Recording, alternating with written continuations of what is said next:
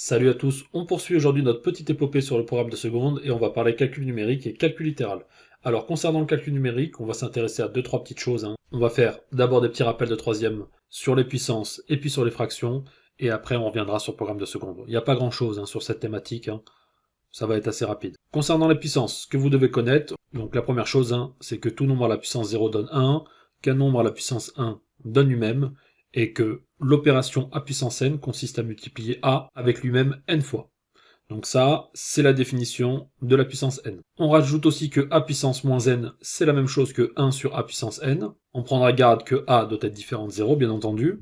Deuxième petite chose, on rappelle le cadre. Ici, n et p sont des entiers relatifs, et a et b sont des réels différents de 0. On a la première règle, a puissance n fois a puissance p égale à a puissance n plus p. Deuxième règle, a puissance n sur a puissance p égale à a puissance n moins p. Troisième règle, a puissance n le tout à la puissance p est égal à a puissance np. Puis on a a fois b le tout à la puissance n égale à a puissance n fois b puissance n. Et on finit avec a sur b à la puissance n égale à a puissance n sur b puissance n. Pareil, au niveau des fractions, ce que vous devez connaître, on place le cadre, c'est important, a et b sont des réels, et C et D sont des réels différents de 0. Donc la notation R étoile. Le E ici, ça veut dire appartient, n'oubliez pas. Règle de base, 0 divisé par n'importe quel réel est toujours égal à 0. A sur 0 n'existe pas, d'accord? Vous verrez un peu plus tard que selon où on se situe au niveau de 0, ou à droite ou à gauche, on pourra donner une signification à cette quantité. A divisé par 1 est égal à A. Donc ça, c'est vraiment la base. Au niveau des égalités, lorsque vous voyez A sur C divisé par B sur D, c'est exactement la même chose. C'est ce que représente ici le signe équivaut. A fois D égale à C fois B. Deuxième règle, A sur C égale 0. Si et seulement si, A égale à 0. Au niveau des règles de simplification, vous les connaissez normalement. A fois D divisé par C sur D égale à A fois C. Donc c'est comme si, schématiquement, on éliminait le D en haut et en bas. Pour la somme, c'est ce que vous avez appris aussi au collège. C'est la mise sous le même dénominateur. Et on a A sur C plus B sur D égale à A fois D plus B fois C, le tout divisé par C fois D. Pour le produit rapidement, on a A sur C fois B sur D égale à AB sur CD. Et on finit avec la règle du quotient. A sur B, le tout divisé par C fois D, égale à A sur B fois D sur C. Allez, on parle maintenant racine carrée. C'est quoi la racine carrée? Si on considère un nombre réel positif A, la racine carrée de A est l'unique nombre réel positif dont le carré est égal à A. Et on note, pour tout A strictement positif, racine de A au carré égale A. Au niveau des propriétés, c'est exactement la même chose en fait. Dites-vous ici que la racine carrée, vous l'apprendrez un peu plus tard, c'est simplement une puissance 1/2. Donc toutes les règles que vous avez apprises pour les puissances sont valables pour les racines carrées. Mais on les rappelle rapidement ici, on prend deux réels strictement positifs et la petite étoile en haut du R signifie différent de 0, et on considère un petit n qui appartient aux antinaturels. Première règle que j'aimerais rappeler, c'est que racine de A fois B, c'est pareil que racine de A fois racine de B. Deuxième règle, racine de A sur B égale à racine de A divisé par racine de B. Et troisième petite règle, racine de A puissance n est exactement la même chose que racine de A, le tout à la puissance n. Et on rajoute une petite inégalité ultra importante, l'inégalité triangulaire, dont la démonstration est exigible dans le programme de seconde. Racine de A plus B est toujours inférieure ou égale à racine de A plus racine de B. Au niveau des identités remarquables, et là c'est des choses que vous devez connaître par cœur depuis longtemps normalement, on considère deux réels A et B, et on a A plus B le tout au carré est égal à A carré plus 2AB plus B carré. A moins B le tout au carré égale à A carré moins 2AB plus B carré, et on finit avec la différence des carrés A carré moins B carré est égal à A moins B facteur de A plus B. Allez, je vous ai préparé un petit contrôle, je vous l'ai mis en PDF sous la vidéo. Ce que je vous conseille de faire, c'est de mettre pause, récupérer le document, prendre 30 minutes de votre emploi du temps, et vérifier que vous avez bien compris. Derrière, on corrige ensemble. Allez, j'espère que vous n'avez pas trop galéré. Alors c'était vraiment un contrôle standard, si ce n'est peut-être une factorisation un peu tricky, mais pour le reste, il serait quand même de bon augure que vous puissiez arriver à faire tout ce que je vais faire maintenant. On nous demande ici de simplifier au maximum. Donc dire simplifier au maximum, il ne faut pas toujours vous attendre à avoir un truc qui tombe avec un nombre et une jolie petite puissance au-dessus. Ça peut être des choses qui vont être toujours assez conséquentes. Donc il n'y a pas de problème par rapport à ça. Donc on applique ici notre première règle. Vous savez, A fois B le tout à la puissance P, c'est A puissance P fois B puissance P. Donc ça nous donne ici 10 puissance 2, le tout au carré, fois 5 au carré, le tout au carré, fois, et ici on a une nouvelle règle aussi, A puissance n le tout à la puissance P, ça nous donne A à la puissance n fois P. Donc on trouve ici 20 à la puissance moins 88. Ok? Puisque 22 fois moins 4, ça fait moins 88.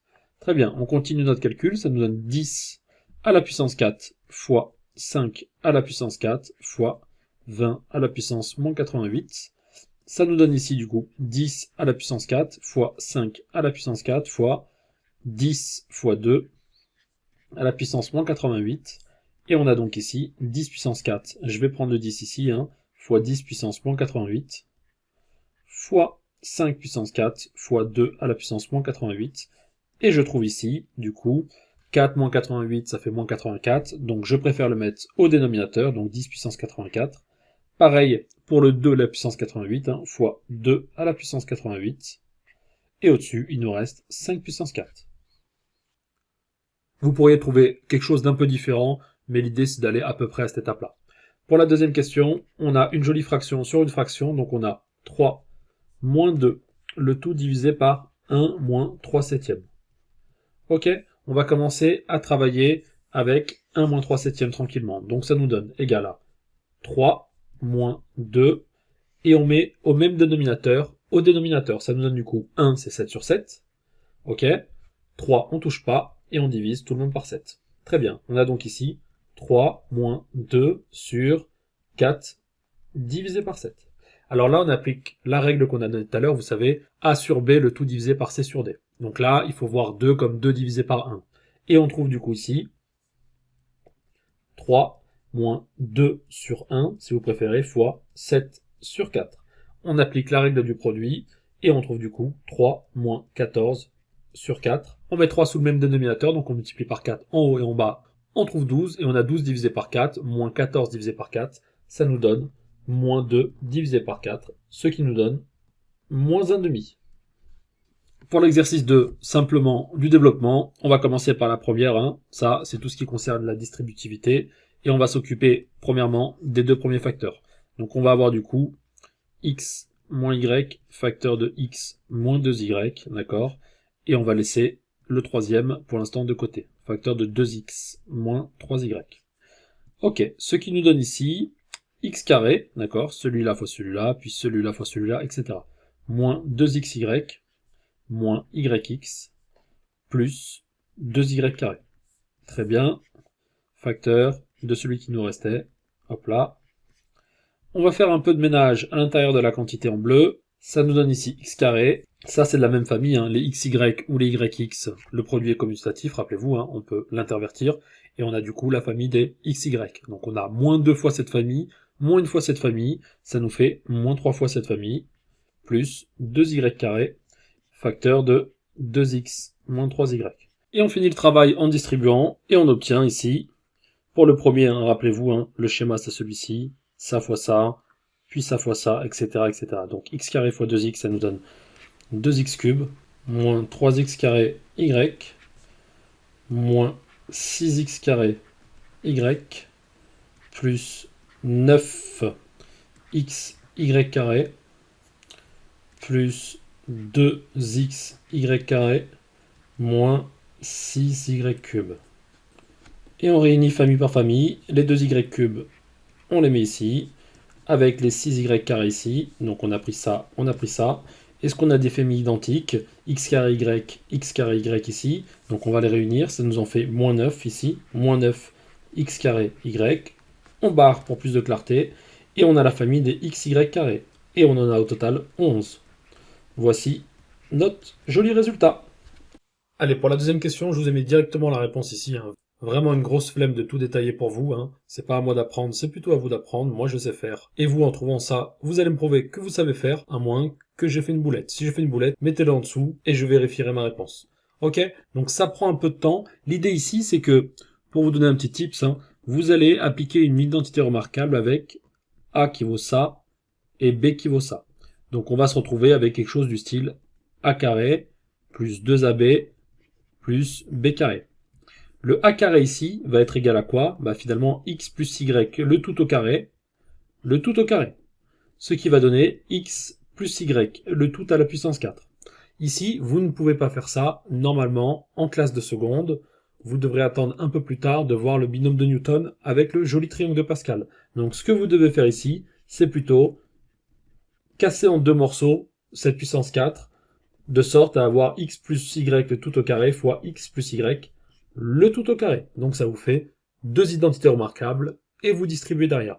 Alors c'est long, ok, mais sachez qu'à l'époque, quand j'avais des secondes, c'était le genre de question que je posais, parce que je voulais vérifier si les élèves étaient capables de mener à bout un calcul assez fastidieux. Et par respect pour nos ancêtres, hein, qui ont passé des milliers et des milliers d'heures à faire des calculs à la main, que ce soit pour trouver les nombres premiers, que ce soit pour développer les tables logarithmiques, ou que ce soit pour calculer des sommes, qui étaient infinies, je vous le rappelle, pour approximer certaines valeurs, je n'aurai pas plus de pitié pour vous, ok?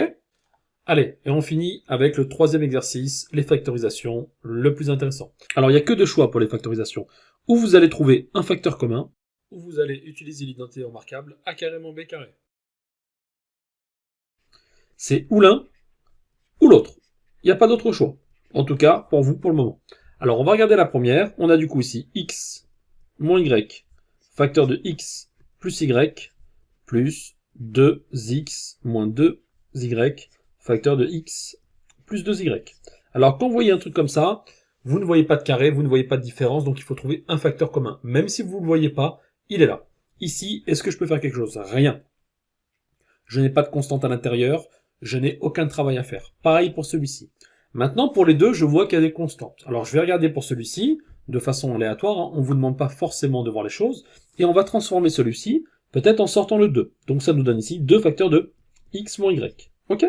Donc on voit bien ici que je fais apparaître mon facteur commun, qui est x moins y. D'accord? Et qui est là aussi. Je vais le prendre, je le mets à l'extérieur, ok? Je mets mon crochet, et je fais en sorte qu'à l'intérieur, les choses correspondent. Première chose, qu'est-ce que je dois mettre ici, ok, pour que ça fois ça me donne ça? Bah simplement x plus y. Je mets directement le signe de séparation entre les deux ici, ça me donne plus. Et ici, il me manque quoi? J'ai sorti quoi parmi les trois quantités? J'ai sorti quoi ici? J'ai sorti celui-ci, il va me rester le 2 qui est devant, et la quantité qui est ici. Et donc je vais avoir 2 facteurs de x plus 2y.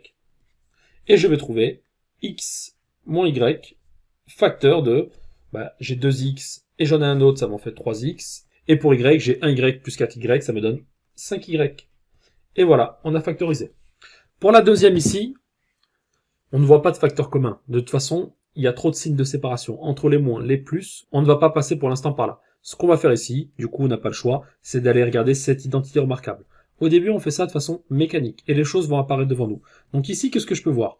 Ici, je peux voir que j'ai un carré, et je vais peut-être faire apparaître un carré ici. Donc cette expression au début, je vais la transformer comme 3x, le tout au carré, moins 6 au carré.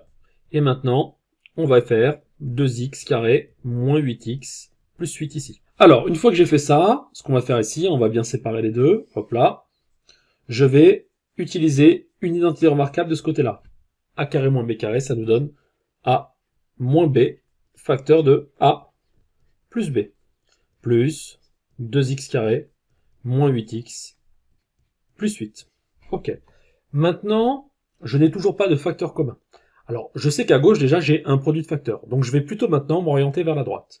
On va travailler avec le côté droit. Donc, je réécris ça ici, moins 6x, facteur de 3x plus 6.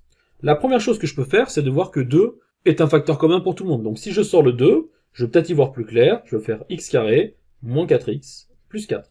Ok, je continue. J'ai 3x moins 6, facteur de 3x plus 6, plus 2 facteurs de... Ok, donc là je n'ai toujours pas de facteur commun. J'ai quoi comme arbre en ma possession? J'ai toutes mes identités remarquables. Est-ce que ce truc-là pourrait pas donner une sorte de a-b le tout au carré? On va se poser la question, on va se dire, je vais mettre un carré ici. En mettant ça ici, je vais faire apparaître a carré qui va me donner x carré. Et pour avoir le moins 4x, je vais compter sur le 2ab pour me donner le moins 4x. Et donc je vais mettre moins 2 ici. Et je vais prier pour que lorsque je vais prendre b au carré, ici dans l'identité remarquable, ça va me donner ça. Et effectivement, x moins 2 le tout au carré correspond bien à tout ça. Alors pour l'instant, c'est bien. J'ai deux facteurs à gauche et j'ai un facteur à droite. Je n'ai toujours pas de facteur commun. Qu'est-ce que je peux faire sur la gauche peut-être? On pourrait peut-être sortir, il y a quoi? 3 est dans la table de 6, sortir un 3 peut-être? À l'endroit où il y a le moins, on va regarder ce que ça donne. Ça me donne du coup ici 3 facteurs de x moins 2. Ça c'est cool. Facteur de 3x plus 6, plus 2 facteurs de x moins 2 au carré. Et j'ai trouvé mon facteur commun qui est ici, d'accord? On va le souligner ici et ici. Donc, je vais factoriser par ça. Je vais donc avoir x moins 2 facteur. Qu'est-ce que je dois mettre pour le premier terme? Je mets d'abord le signe de séparation. Il me manque un 3 et un 3x plus 6. Et à droite, je rajoute le 2 et il me manque un x moins 2. Très bien. Et ça nous donne, quand on fait les calculs, x moins 2, facteur de 11x